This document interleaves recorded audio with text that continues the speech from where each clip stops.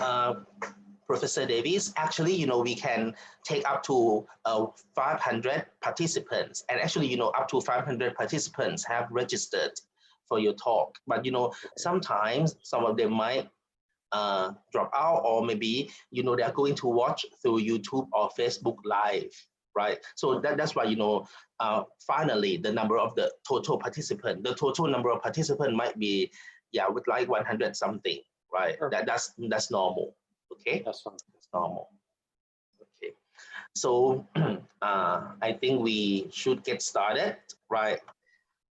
Good morning, everyone from Bangkok, from Thailand, right? It's 9 o'clock in the morning in Thailand, yeah. But in Utah, in the United States, where Professor Davies are from, it's 8 p.m., right? So thank you very much for joining us today and giving a talk, right?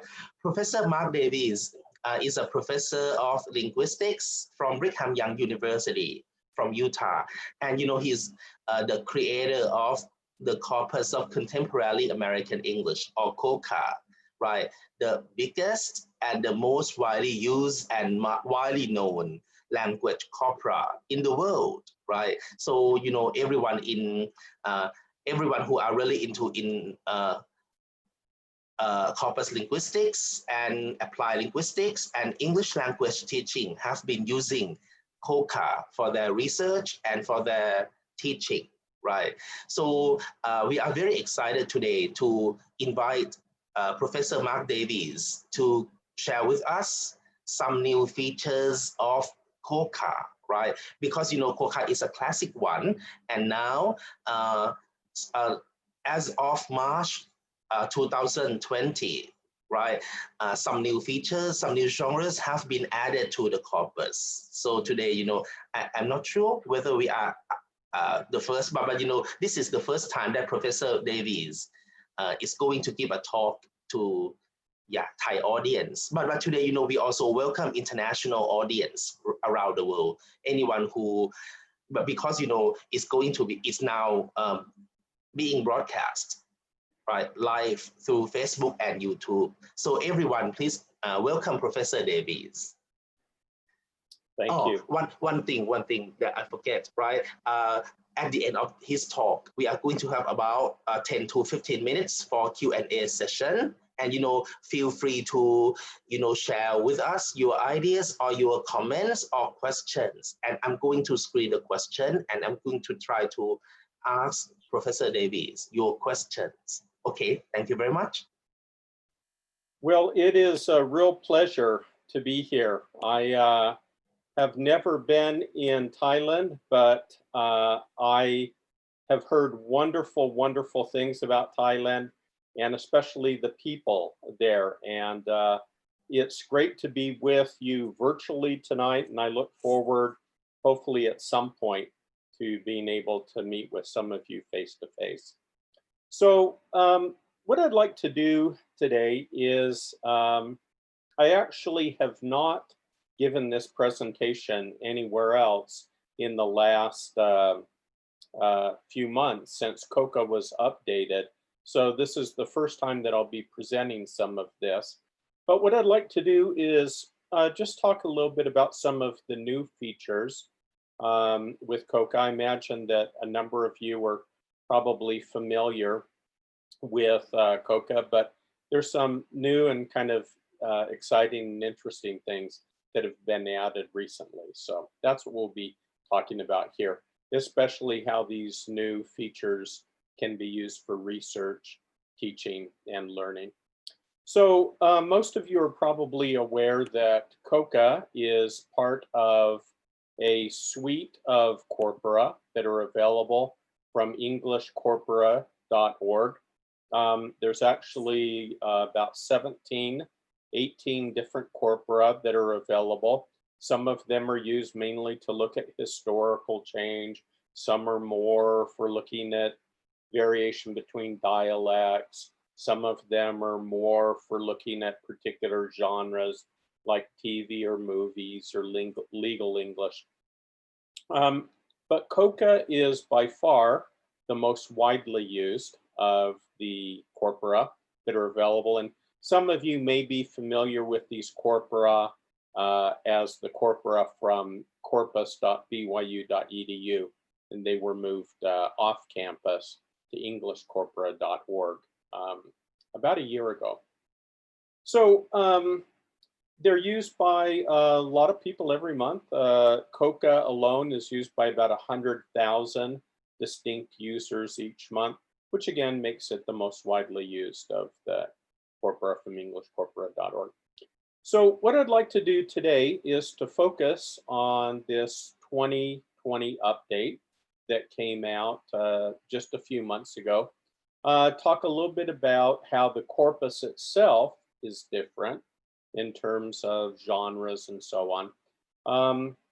And then I'm going to talk just a little bit about how this provides nice evidence for historical change right up to the current time. I'll just spend 2 or 3 minutes on that.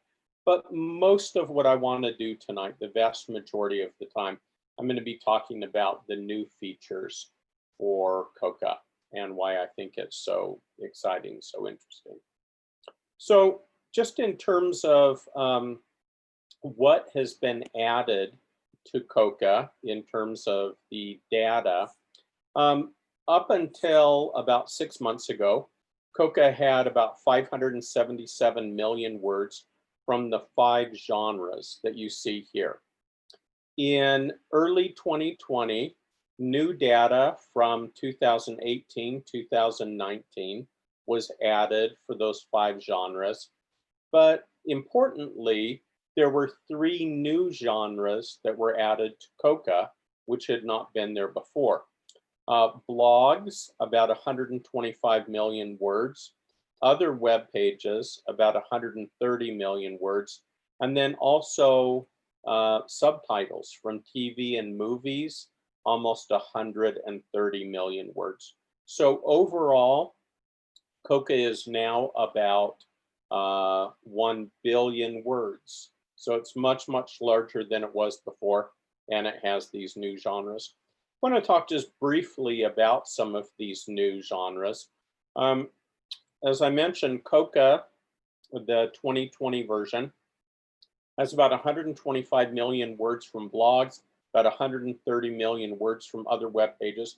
Up until this update, it didn't have anything from these genres at all, which is, when you think about it, kind of crazy, because the way that most people interact, I mean, a lot of time every day we're interacting with language via the internet. And so I had wanted for a long time to have data from blogs and other web pages in COCA, and now it is finally added in. And all of this data was categorized by web genre very, very nicely by Sergei Sharov. So you could go in and as you're searching COCA, you could look for just particular kinds of web pages or genres. As I mentioned, the COCA 2020 also has about almost 130 million words from TV and movie subtitles. Now this is important because this language from TV and movies is extremely informal. And a lot of psycholinguistic research, as you can see here, has shown that native speakers actually find this language to be more basic and more informal than even the data from actual spoken corpora, like the spoken part of the BNC. So this gives COCA 2020 a very, very informal feel, in addition to the genres that it already had, academic and fiction and so on. Just a little bit more about the informal nature of the TV and movie subtitles. All of the phrases that you see right here, which are very, very informal, if you can compare them to BNC, British National Corpus, spoken, all of these are much, much more frequent in TV and movie subtitles than they are in actual spoken corpora. Even when it comes to things like grammatical constructions, not just words and phrases, but grammatical constructions as well. I'll just give one example of that. The progressive, this is a feature of informal English. You'll see that, for example, in the BNC, academic doesn't use progressive very much, but in the BNC, the conversation part of the BNC uses it about this much. The other spoken part uses it about this much. And if you look at TV and movies, they are just kind of right in the middle of those two spoken genres of the BNC. So again, that's just evidence for the fact that TV and movie subtitles are very, very informal. One other thing that's kind of nice about having that TV and movie data is that it is tied in to the Internet Movie Database. And so anytime you find some, a phrase or a word from TV or movies, you can just click here and you can actually find out about that TV episode or that movie from Internet Movie Database. So that provides a lot of very, very rich metadata for this genre. Okay, so that's a little bit about the new genres that have been added, the fact that COCA now goes up through the end of 2019 and that it's much larger than it used to be. So what I want to do for just a minute, for those who are not overly familiar with COCA, I just want to talk about the range of searches that are available with COCA, and this will be useful as I talk about the new kinds of searches that have been added. So one thing that characterizes COCA and actually all of the corpora from englishcorpora.org is just the wide range of searches that you can do. You can look for all forms of a word, for example, all forms of where. You can use part of speech, of course. You can create customized word lists, clothing, emotions, or whatever. You can use synonyms, and then you can use all of that in your search. So, for example, here, wear a hard hat, wearing a short skirt, wearing a black hat, wearing the wrong shoes, and so on. So lots and lots of different kinds of searches are available.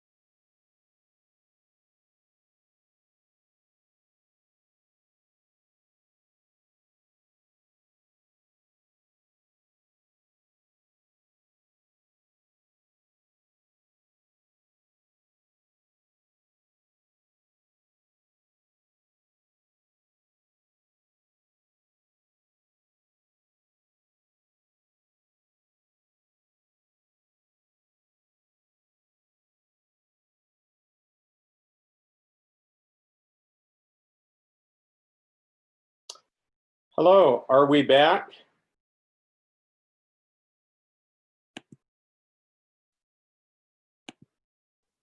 Yes, yes. Okay, I am we so can sorry. continue. I have no idea what happened, but my computer, for the first time ever, just kind of rebooted out of the middle of nowhere. So I'm very, very sorry for that. Are we back and you can see the screen now? Yes. Okay, very good. I'm going to skip some of the material that I had because we just lost about 5 minutes there. And again, I apologize for that. What I want to do is, and I may come back to some of this in a bit. I might talk a little bit about how COCA can be used to look at very, very, very recent changes in the language. But what I'd like to do is just jump right in and talk about some of the new features that are available in COCA. So one thing is that even though the corpus is much larger than it was before, the architecture has been modified and improved so that even very, very high frequency searches like noun are now possible in COCA. They were not possible before, but they take just about 1 second to search through 1 billion words for these very, very high frequency constructions. Or something like verb plus an adverbial particle. These are phrasal verbs: come on, come back, figure out, come out, and so on.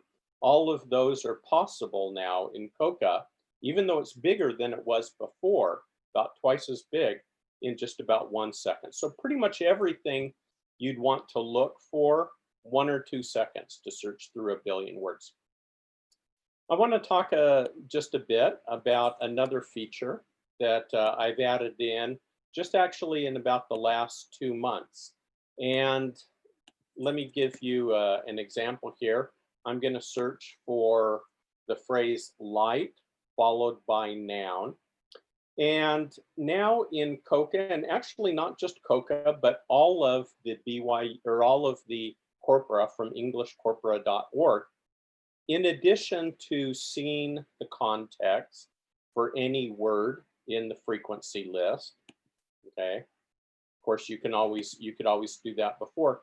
You can also reach outside of the corpus to get information from Google and other web-based resources on anything that you find in the corpus. So let me give you an example of that. I could say, for example, I want to get the translation of these phrases into Thai. And so I can do that. And I don't know Thai, but I'm hoping that that's a good translation for light bulb. Or for example, light touch. He had a very light touch, okay? You can also do Google searches for any of these. You can see images for any of these. I'm a very visual learner, and so for me, it's helpful to actually see images for the words and phrases. And then also you can hear the phrases pronounced and see them as part of videos. So for example, this is light rail. This takes you to the Uglish site. Downtown St. Paul in 30 minutes. Between the West Campus and the West Side Avenue light rail station. It's interesting. Yeah. So any of these words or phrases, there's just a wealth of information outside of the corpus that the corpus leads you to. I think that's a nice feature. After I created this new version of COCA, one thing that I did, and it took about 2 months, 3 months actually to do it, was to create a list of the top 60,000 words in the corpus.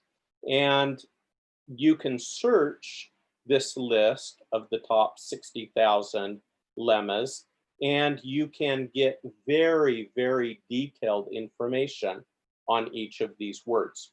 So at the most basic level, you can just browse through the frequency list. So for example, let's say, we're looking at words around 5,000, okay? 5,200 in the list. If I do that, most of these words you're probably familiar with. And again, you can click on any of these to get audio, video, images. Chill. Ill, head, texture. And of course, images and so on. You could go a little bit further down in the list, let's say to about 25,000.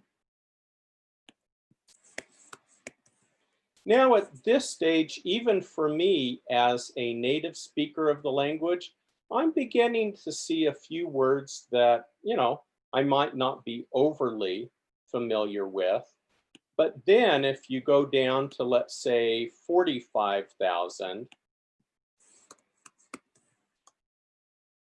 there's going to be a number of words here: vasculitis, handsome, this is not handsome, haole, homunculus. These are words that even I, as a native speaker, are not overly familiar with. So again, you can browse through the top 60,000 words of the language. And in these cases, I've been searching by frequency, but you can do more complicated searches. You can even search by pronunciation. So for example, I could say, find me 2-word or 2-syllable words that rhyme with stay. So they have a at the end, and they are accented on the second syllable. So that's just turned red there. So of course we have words ending in AY, but we also have ones ending in EY, ballet, cachet, buffet, bouquet. So English spelling, as everyone knows, is very strange and irregular. And the fact that you can search through this list, not just by frequency, not just by spelling, not just by part of speech, but that you can also search by pronunciation, makes it really nice. And again, you can then click on any of these words. And you can see pictures, you can see videos, you can get translations, again, into another language, in that case, Thai, and so on. So in that case, we're browsing through the top 60,000 words. But then for each one of these words, each one of the 60,000 words, we can get very, very detailed information on that word. So I'll just give a quick example of this. A very simple word, of course, bread, okay?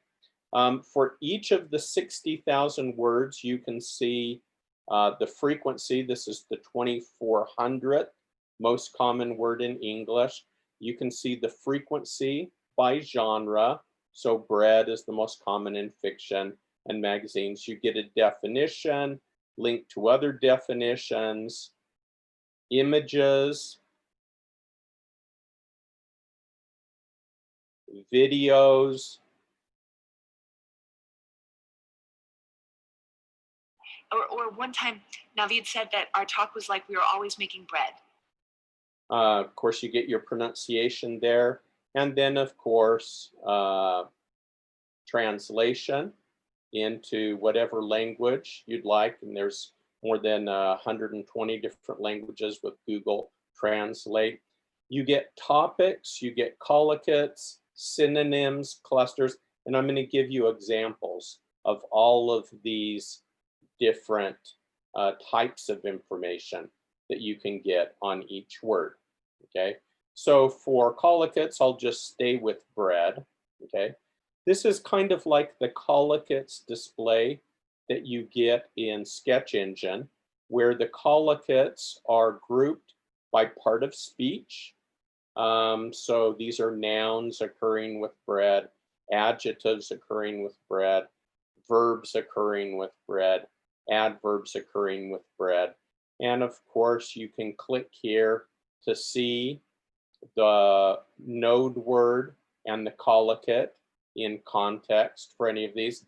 And what's particularly nice about this is that you can just go from word to word to word to word, so you can kind of follow this semantic trail through any number of words. But these words are going to be related in terms of co-occurrence, but also many times in terms of meaning. So for each word, let's go back and let's put in another word here. Let's say that we have the word platform. Okay, so again, we've got the genre here, we've got the definition, the links to images and sound files and so on. But let's click here on dictionary, okay? And actually, let's go back and do another word instead. Maybe we'll stay back with bread.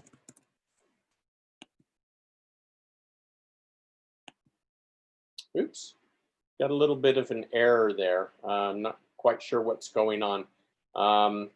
But for words, you can get word forms, forms of the words, related words, words that have the same root, as well as synonyms of the word, as well as hypernyms and hyponyms for the word based on WordNet. Sorry about that error right there. I'm not quite sure what was going on there, but we can come back to that later.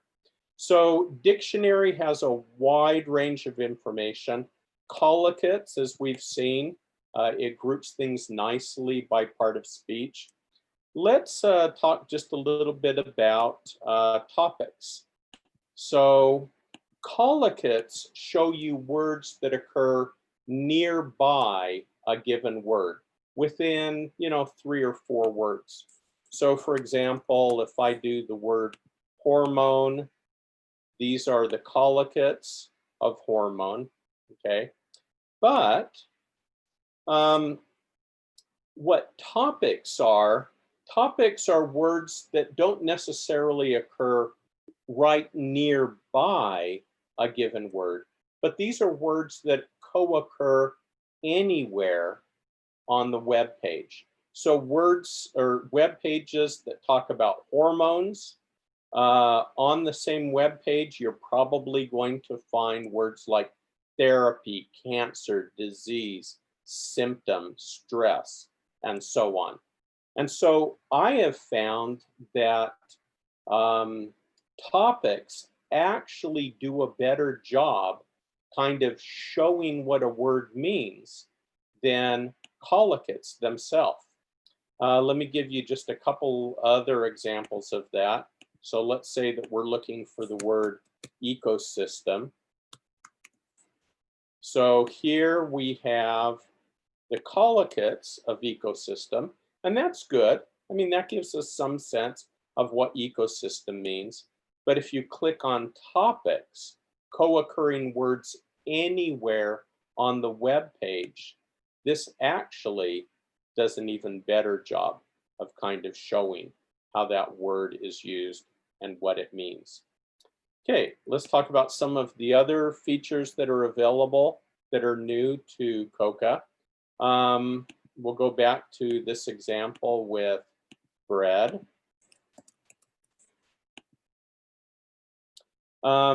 You can look at clusters, 2, 3, and 4 word strings that occur with the word that you've entered. So these are 2-word strings with bread, bread at the beginning, bread at the end. 3-word strings, bread at the beginning, bread at the end. 4-word strings, bread at the beginning, bread at the end. And again, you can click on any of these to actually see it in the corpus. So these are based on n-grams, but looking at those clusters, it gives us a good sense of the patterns in which a word occurs. And then, just as you'd expect in any corpus, you can also see concordance lines. And so here we're looking at crack as a noun. And of course, you can sort by words to the left and to the right and so on for crack. Okay. Another thing that you can do is you can find web pages that deal with a particular topic, and then you can create a virtual corpus of those web pages. So let me show you how this works. First, before I do that, I'm just very, very quickly going to show you how you can create a virtual corpus. So if you have a large corpus like this, you know, 1 billion words, sometimes if you're teaching, for example, aeronautical engineering, I mean, you don't care about words like smile and puppy, okay? You want to find out about the words in a particular domain.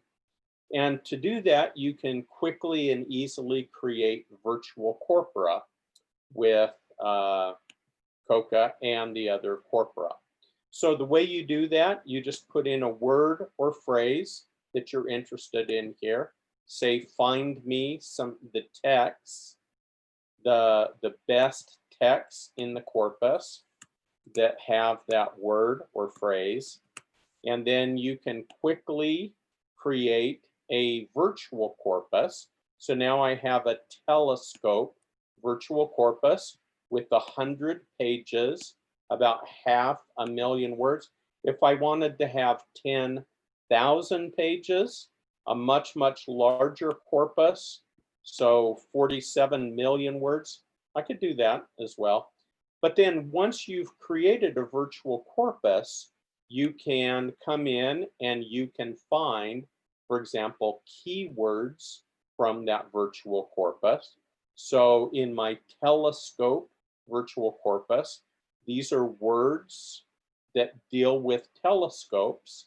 And again, I can click on any of these to see that word in context just in my virtual corpus. You can search within your virtual corpora. So if you created a corpus for nuclear engineering or civil engineering or cars or biology, whatever you want, and then you want to search just within that to find collocates and so on, you could do that. Okay, so that's virtual corpora.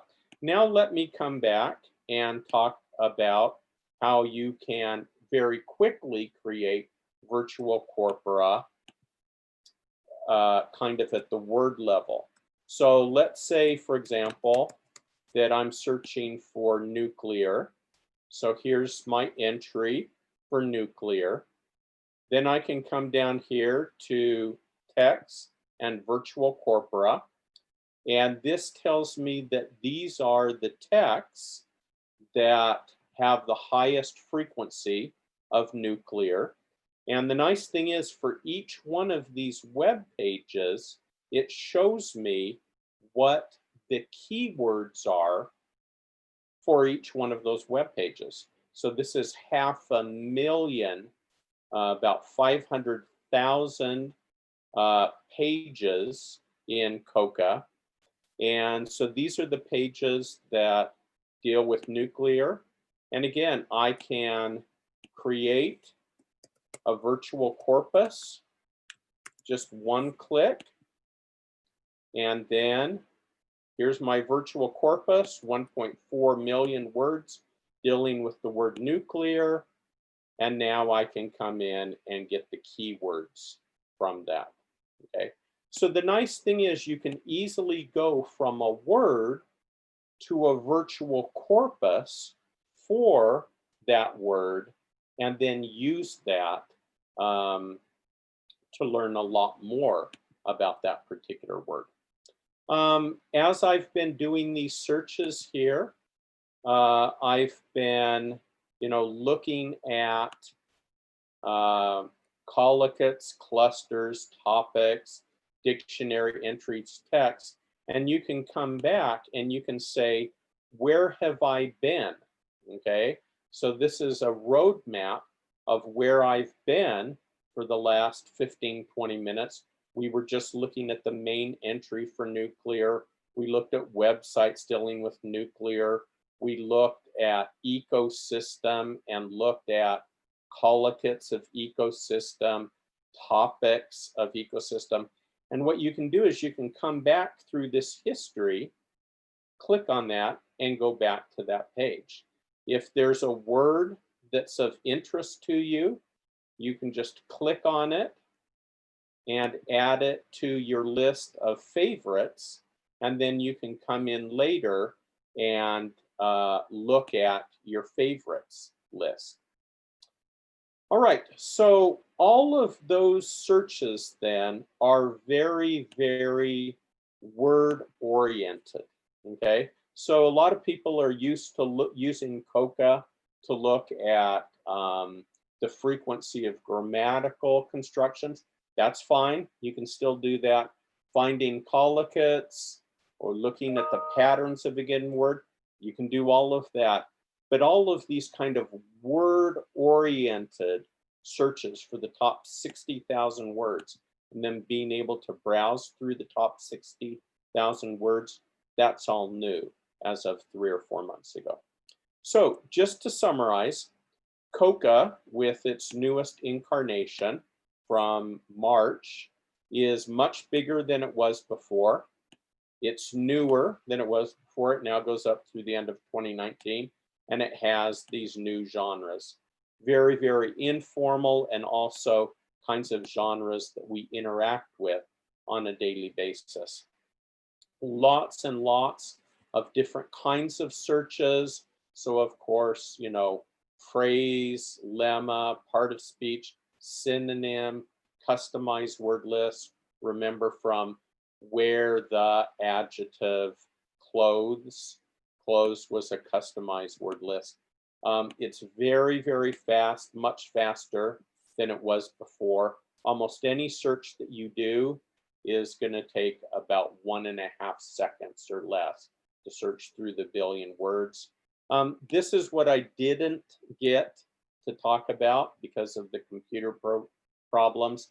But one of the really nice things about COCA, of course, is the ability to compare across different genres. Is something informal or formal? And then also virtual corpora. So with COCA, you can do all of those searches. All of these things are new. So browsing through the top 60,000 words and then getting this very, very wide range of information on each of the top 60,000 words. I know that time is just about up. But because of the computer problems, I had to skip a couple of searches, and I just very quickly want to come back and do those for about 1.5 to 2 minutes, and then we can do questions. But as you know, one of the real strengths of COCA is the fact that we can get really good information on the frequency across genres. So for example, if I look for soft noun, these are the top hits, of course, for soft noun. But with COCA, of course, you can see the frequency of each matching string in each one of the genres. And for non-native speakers, that's really, really useful, because a lot of times you look at a word or a phrase and you say, is that formal? Is that informal? No way to really know, but the corpus can show you that really nicely. Let me give you another example of that just quickly. So let's say that you've looked in a thesaurus and you're familiar, you found the word potent, and it says, well, potent means powerful, okay? So you think, oh, well, I'm writing a paper here and I want to talk about a powerful argument, okay? And so can you say potent? Let's change this actually. Let's change this to, okay. So can you say potent argument? Yeah, but in the entire corpus, it only occurs 12 times. There's much, much better ways to say this. Strong argument, convincing argument, powerful argument. So just with this simple search, which uses synonyms, find me any synonym of potent followed by argument, you can see the frequency of each matching string by genre. This really, really helps non-native speakers find just the right word or right phrase for a particular target: academic English, more informal English, and so on. There's other things that I could talk about in terms of comparing genres, but maybe I'll be able to talk about some of those in the question and answer period. But again, COCA just allows a very, very wide range of research, genres, historical change, and now the really, really nice word-based searches, which are new to COCA 2020. All right, so anyway, sorry about the technical issues there for 3 or 4 minutes, but hopefully that was still useful for seeing how COCA, the new version of COCA, can be used to help in research, teaching, and learning. And I welcome any questions that you have now.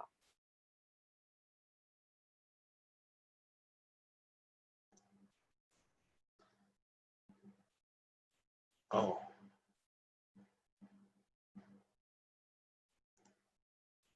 Okay.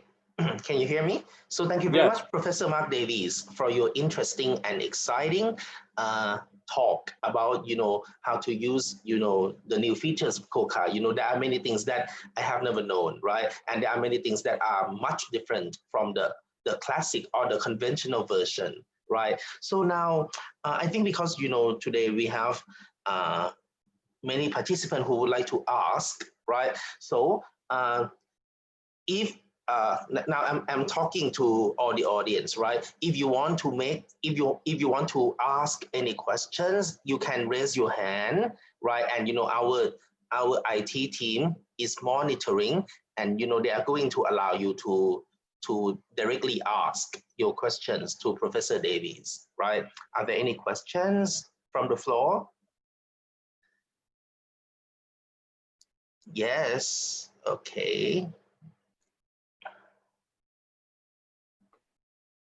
Oh, they asked whether COCA is free or not. So, we know that COCA is free, but do you have any policy? Because, I think that, I mean, it's totally free, right, Professor Davies? Yeah, I mean, if within, if you're doing 50 searches or less a day, or if you're a professor and you're doing 200 searches a day or less, then there's no problem. Yeah. Okay. If you're a professor and you want to do more than 200 a day, then you can get a premium license and you can do more. But honestly, I can't remember the last time that I did 200 searches in a day. So those would be completely and totally free. Yes. Right. Thank you very much. Okay. Any other questions?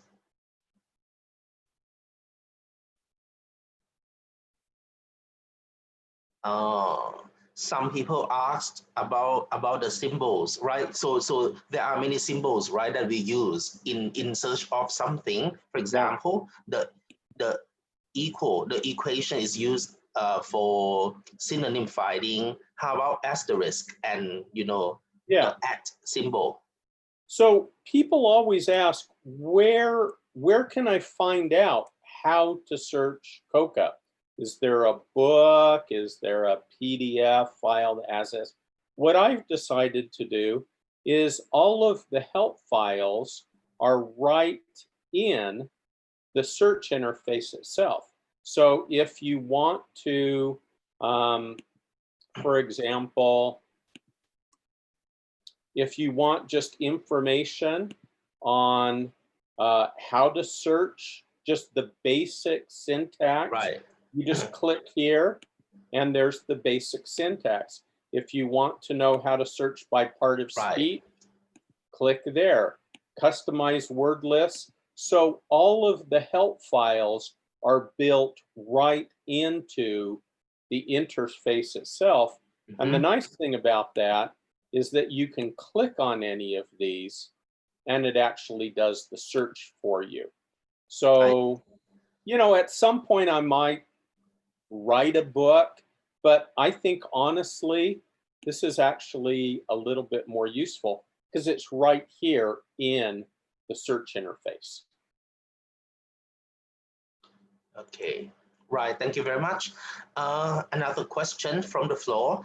Do you have any suggestions on how to use COCA to do research in critical discourse analysis? Any ideas? So I'm sorry, I was there, maybe there was more to the question there. Right. So the question was how to use COCA for critical discourse analysis, right? So let me just give you a simple example of the types of something that you could do. So this is a very simple search here where what we're saying is look for words that occur near crisis and look at the collocates, the nearby words, back in the early 1990s compared to the last 10 years. So these are the crises that we were talking about 20, 30 years ago. The Persian Gulf War, Saddam Hussein, Bosnia, Watergate, Kosovo, and so on. These are crises that we're talking about in the last 10 years. Opioid crisis, mortgage, migration, climate change. Now, the point here is that this is a very, very simple search, but the ability to say, show me what words occur nearby another word, that gives us a lot of information about what it is that we're saying about that word at different points in the 1990s, 2000s, 2010s. You can do the same thing with other corpora besides COCA. So you could go to COA, this historical corpus, and you could say, for example, show me adjective women, show me adjectives that occur with women 100 or 150 years ago compared to more recently. So these are the older ones, these are the newer ones. So when you look at these strong-minded woman, clever woman, unfortunate, helpless, wretched, defenseless, this tells us a lot about how women were viewed 150 years ago compared to how they're viewed now. It was very sexist back then. So a simple search like find me words near crisis, find me adjectives near women. This can tell us a lot about how these words and phrases are being used, the worldview of these speakers and writers. So for critical discourse analysis, definitely, no question, the corpora are useful.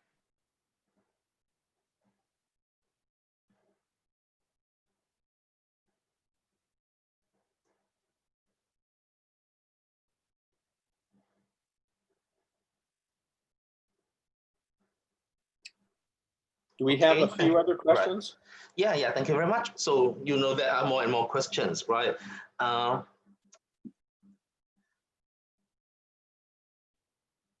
Okay.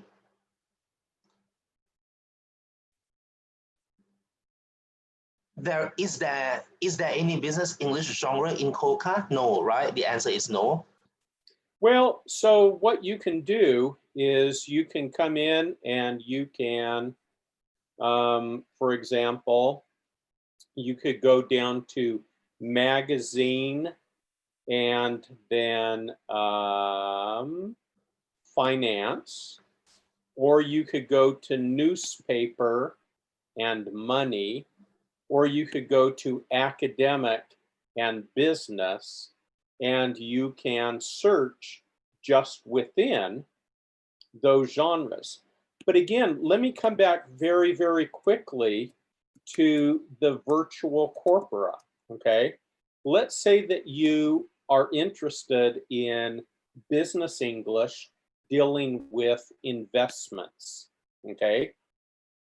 It's very, very easy to create a virtual corpus of articles dealing with investments. You just put in that word, say find me text, and then let's call this investment 1, because I think I already have an investment corpus. It has 1.4 million words, and these are all of my investment words. So in about 3 seconds, I created a corpus for a particular topic, investments or microbiology or nuclear engineering. So yes, I mean, any topic you're interested in, you can easily create a virtual corpus and then search that virtual corpus as though it were its own corpus. Okay, thank you very much. Right, very good, very interesting. Another question from our participants. One of the participants is wondering whether he can still compare COCA and BNC. You know, there are two huge corpora in the world, right, representing native speaker English, right? But you know, is it still possible to compare COCA and BNC, right? Yeah. Now that you know both corpora, now that COCA is much more advanced and much bigger than BNC right now. Yeah, I mean, the genre balance, obviously, it used to be more similar between COCA and the BNC a year ago. But the BNC, of course, doesn't have anything like TV or movie subtitles from the UK. Because it was created in 1993, almost 30 years ago, there's essentially nothing there from the web or blogs, because blogs didn't exist until 15 or 20 years ago. So you're going to have some differences between genres. But one of the nice things with these corpora is that once you do a search in one corpus, you can just come up here and say, okay, I just did adjective crisis in COCA. Let's redo that search in the BNC. And there we have the data from the BNC.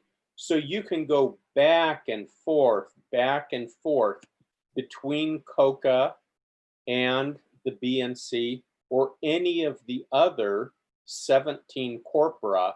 Just one click takes you from one corpus to the next, to the next, to the next. So it's very, very easy to compare across corpora. Mm, okay. Okay, thank you, thank you. There seems to be someone raising his or her hand.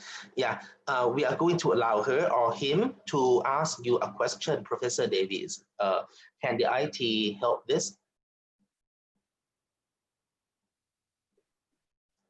If anyone has raised their hand, please ask the question.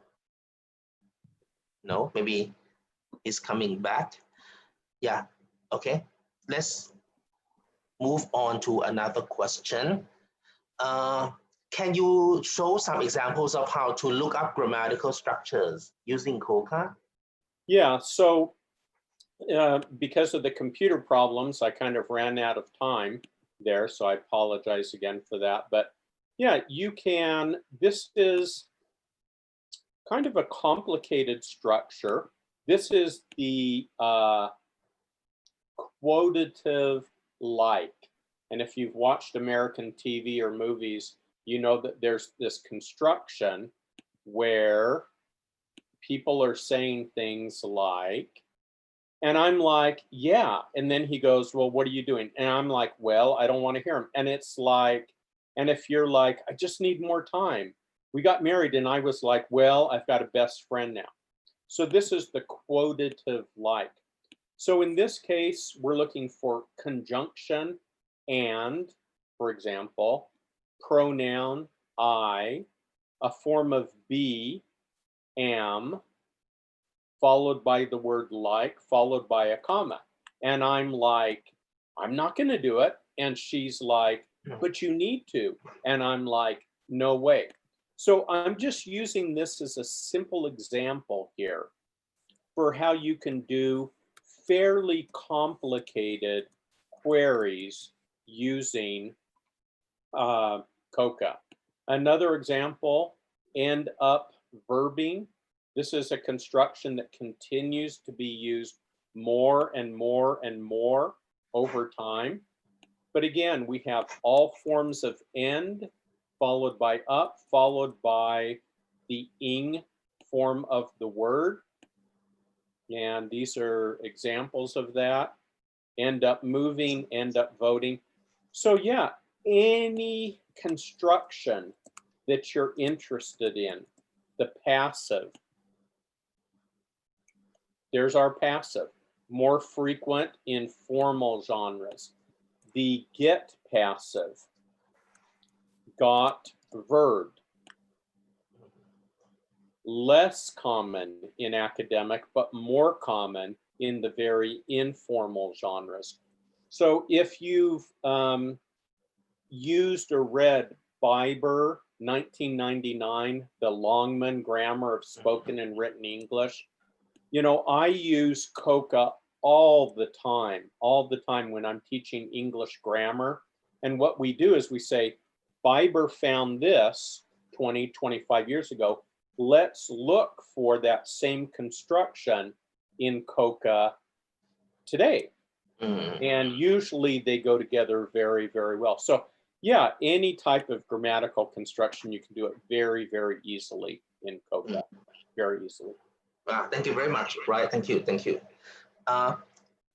You know, it seems that COCA is very useful, right? If we know how to search correctly, right? Yeah, because, you know, sometimes it occurs to me that, you know, if my search words, I mean, if the code or the symbol that I use for searching doesn't work, right? It won't result in anything, right? So do you have any, can you recommend any links or any websites that people can use as a self-learning manual for COCA search? Any comprehensive one? Yeah, again, you know, I believe that nearly everything that people need is found right here in the search interface.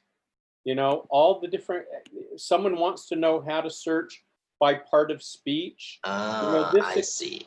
This explains it in excruciating detail.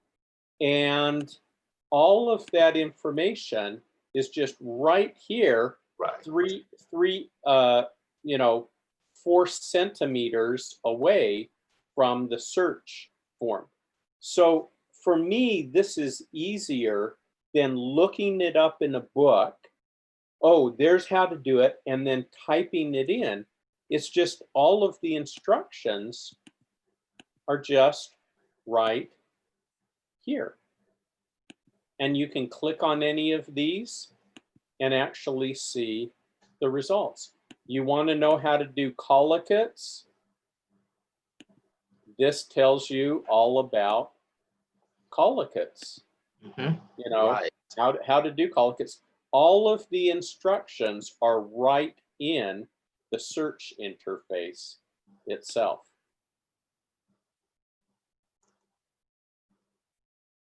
Okay, thank you very much. Right, yeah, that's quite comprehensive, right? Next, another question from our attendees.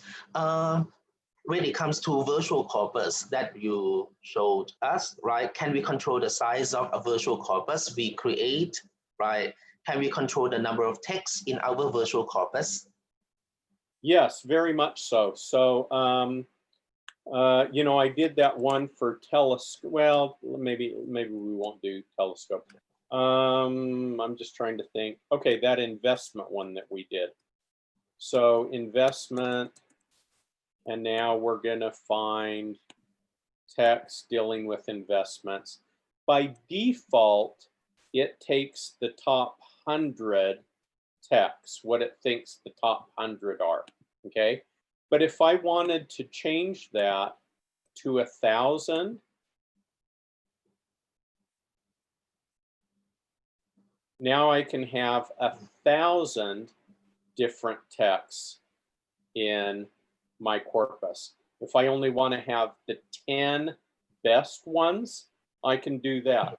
So you can have up to 10,000 texts in a virtual corpus. There's 500,000 texts overall in COCA. So personally, I don't think I would ever do a virtual corpus with 10,000 because you're going to start getting bad results.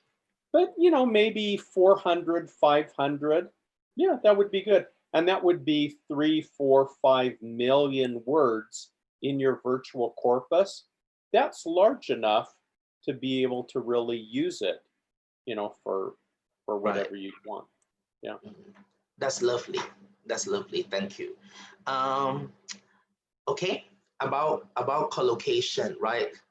One of the attendees asked about whether we can calculate collocational strength using statistical measures like mutual information or MI score, log likelihood, or other statistics. I think COCA use MI value, right?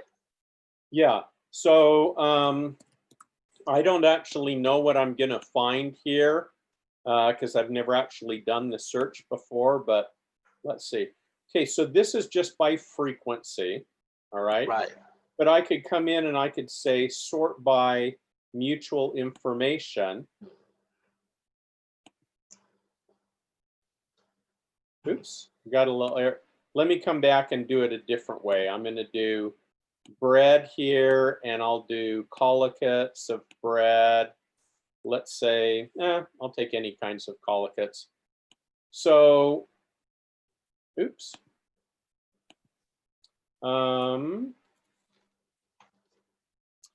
Well, yeah, so I'm going to have a hard time pulling it up right now, but when you're doing a search,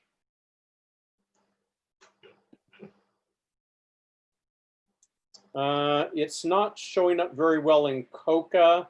Let me go to another corpus just really quickly. Yes. So let me go over to, let's say, COA, the historical corpus. Okay. And I'll do collocates here. And yeah, we'll do the same one, bread. Okay, so these are, you know, the most frequent collocates of bread, okay? And it shows me by decade. But if I want to, I can come in here and I can change it from frequency to relevance. And then I am searching by mutual information. Now, with the corpus I've created, the only association measure that it uses is mutual information. Some people think that's a problem. I don't, because the only real downside to mutual information is that it's not accurate for collocates that occur just 1 or 2 or 3 times. But if you say, look, I want this collocate to occur at least 5 times, 10 times, 15 times, then you don't have that problem with mutual information anymore. So yeah, you can definitely search by association measure using mutual information. Yeah. Okay, right. Right. So thank you very much for answering this question, right? Okay, yeah. I'm just curious about the new corpus that you have just compiled, Professor Davies, the corpus of coronavirus, right? Do you have any suggestions for researchers, right? Especially researchers in our field, right? Yeah, how can we, yeah, in what way can we do research using this corpus? This corpus? So just a teeny bit of introduction to this. There's another corpus called the Now corpus, News on the Web, which every single night it adds about 8 to 10 million words of data. Okay, that's about 200 million words of data every single month.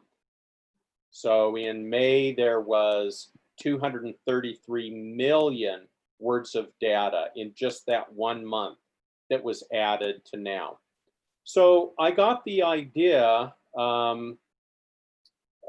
back in March that what might be nice is to take the articles from Now that dealt with coronavirus and create a corpus just from that. So every single day, okay, there are about 3 to 4 million words of data that get added to the coronavirus corpus.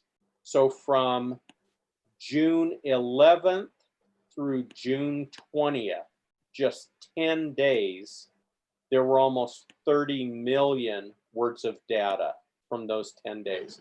So what you can do is you can come in and, you know, at a very basic level, you could just put in a phrase like flatten the curve, and you can see the frequency of that in each 10-day period since January 1st.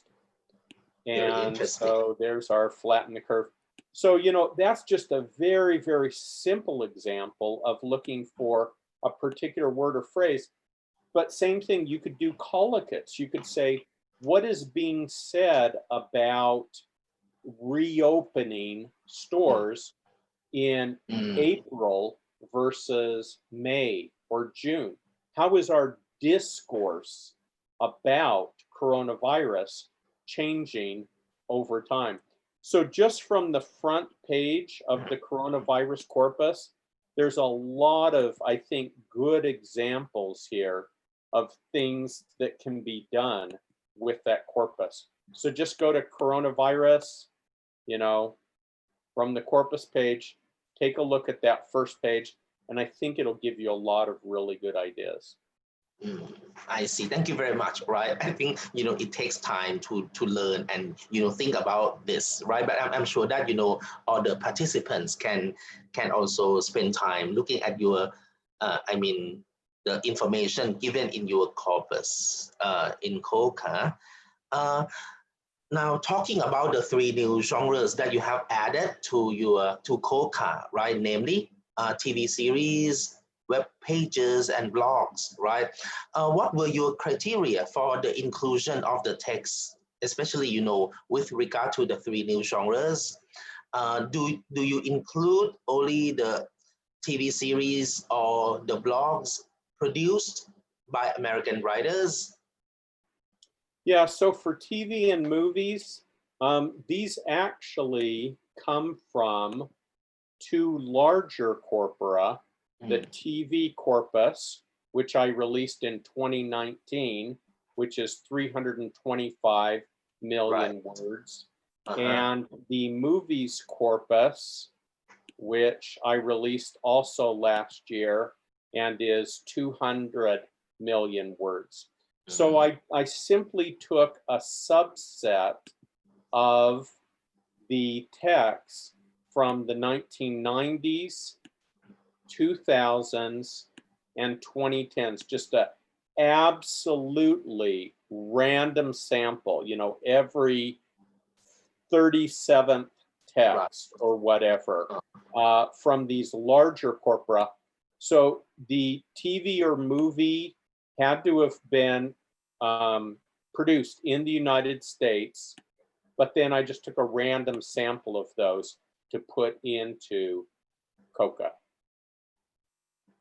Okay. And just very, very quickly, as far as in COCA, the blogs and web pages, these were taken from the Globe corpus, which is 2 billion words of web pages from 20 different English-speaking countries. And I just took, again, a random sample of the text from the United States and included those in COCA. Right, right. Thank you very much for the detailed information, right? And the way you compiled your corpus. This is very interesting. Another question. I think I have covered all the questions. I have almost covered almost all the questions.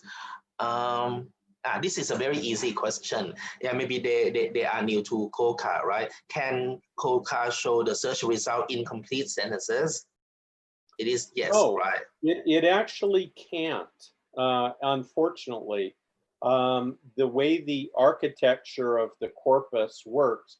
Okay, so yes and no. Okay, so let's do a search that we did earlier, awesome noun. Yes.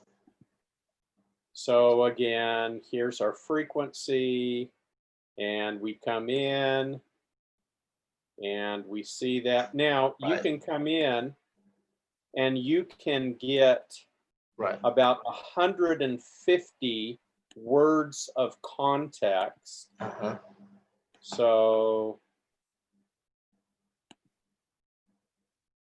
oops, sorry about that. That one's kind of X-rated. Okay, we'll get this. Okay, so yeah.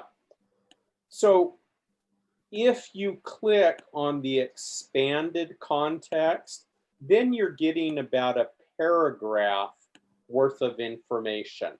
And so this shows you, you know, where the sentence started and where it ended. But being able to search within a sentence, you can do that, but it's a little bit more complicated. So for example, if you want to say, let's look for hopefully, but only at the beginning of a sentence. So this is supposedly, you're not supposed to be able to do this prescriptively, okay? But you can see that, yeah, people definitely do it in more informal genres. So in this case, I said, make sure it occurs at the beginning of the sentence. But I can also say, make sure that something occurs at the end of a sentence. And thinking that period. And now it's going to be at the end of a sentence. So yeah, to some degree, you can include sentence information in the search, to some degree. Right, okay, right, thank you very much. Okay. Some people from the Philippines ask whether it's possible to use COCA in comparative corpus linguistic analysis of media in Thailand and the Philippines? What do you think? Well, so, you know, to compare, for example, Thailand and the Philippines, that would be no, because I don't have a corpus Right, of right, I Thailand. agree. But Right. one thing you can do is you can come to the globe corpus, Mhm. which has 2 billion words from these 20 English-speaking countries.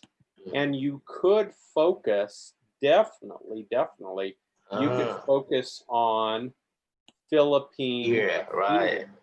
There Right. are about 43 million words Mm. of data, Philippines English. So Quite you could big. compare Philippines to the United States or Philippines to Great Britain, Mhm. but it needs Right. to be an English-speaking country. And so Oh, Thailand wouldn't be part of the no, globe. right. Unless, they create their own corpus of, Sure. English used in, Thai media. Yeah, thank you very much. Sure. Yeah, the first time that I have seen a globe, right, global web-based English corpus. Yeah. Another question, is there any way that we can exclude swearing or R-rated language in the search result? Yeah, that's a good question. There's not, unfortunately. Yeah, so I work at I just retired, but the university that I work at is founded by a Christian church, and sometimes when I do searches in class, I don't know exactly what I'm going to find when I do the search, and it ends up being from a text that is, pretty R-rated. And so I quickly move on from there because I don't want to show the students that. They don't want to see it. But the point here is that COCA represents a wide range of text. So for the movies, okay, the movies that it has, these are all kinds of movies and TV. Adult movies, R-rated TV, and of course, family-friendly TV. It's all there. It just, the whole language is there. And unfortunately, well, let me come back. So what you could do is you could create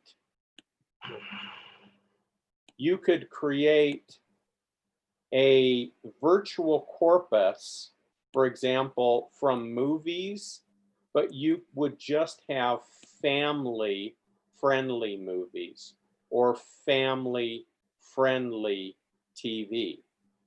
So yeah, I guess I'd never really thought about that, but you could limit your search just to very, very safe genres, and then you don't have to worry about it. Okay. Yeah, very interesting, right? Very interesting. We have learned a lot from your COCA and other related corpora, right? In your speed, right? Okay.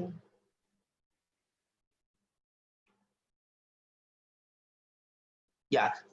Somebody is raising his or her hand. Yeah. Yeah. So Dr. Pim Siri, can we allow him to ask? Right. Yes. Yeah. Anush Kumar, right? Kumar. Good morning. Hello. Yeah. Very good Okay. morning, Please. sir. Yes. Hello. Dear sir, Hi. can we use this software for the grammar correction? Thank you. Yeah, so, I guess it depends on what you mean by grammar correction. You can certainly, if a student uses a particular construction and you think, that doesn't sound like native English to me, you can certainly enter that, require to verb.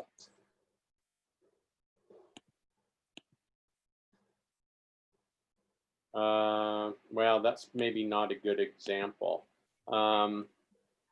But anyway, if they use a construction where you think that doesn't sound very native speaker like, you can simply put it in here and see if native speakers are using it. And see, again, crucially, with COCA, what kind of genres it's being used in. So I'm just trying to think of a good error off the top of my head here. His family were, okay? I don't know what I'm gonna find here. Now in British English, this would be fine, okay? So it says there's 360 examples of his family were, but if I change that to his family was, yeah, there's more. So again, you could compare two different grammatical constructions. And this isn't really, I think, what we think we're finding here. He and his family were. So see, this is plural here. Mr. Hussein and his family were. So that's why we're getting were, okay? So we'd want to narrow that down so that it's just singular, okay? And then see if we can find were. So the point here is that you could put in maybe two different grammatical constructions and say, which one really is used in American English, A or B? And yeah, the corpus can be very, very useful for that, very useful. Okay, thank you very much, right, for your answer, right? That's quite clear.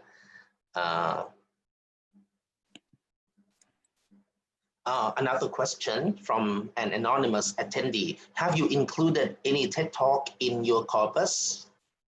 No, that would be a nice genre, wouldn't it? One of the problems with the corpus is that I want to have more or less the same genres year by year by year by year from 1990 to the current time. I didn't talk much about historical change, but if you have the same genre balanced year by year, then you're comparing apples to apples. But if you start adding in new genres like TED Talks in 2012, and they weren't there in the 1990s, now you have a problem because you're not really going to be comparing apples to apples over time. So I've tried to be fairly conservative in only using genres where I could get examples of that over the last 30 years. I've made some exceptions for like blogs, but by and large, that's the criteria that I've tried to use.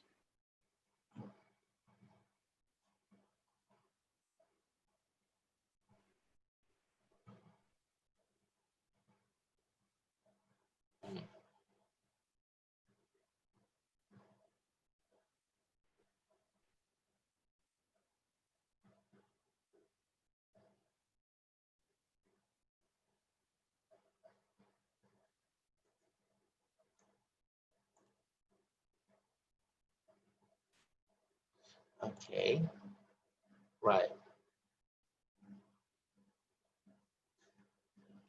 So I think, today we have learned a lot from Professor Mark Davies' talk, right, in about 90 minutes, including Q&A session.